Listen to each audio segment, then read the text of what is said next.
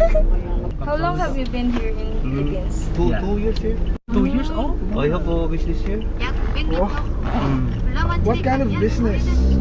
Shabu. Shabu.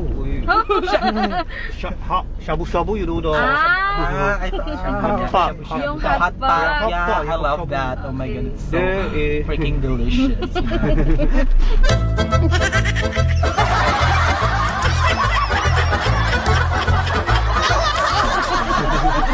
Eating what? Hot, yeah. Korean loves hot pot Ay.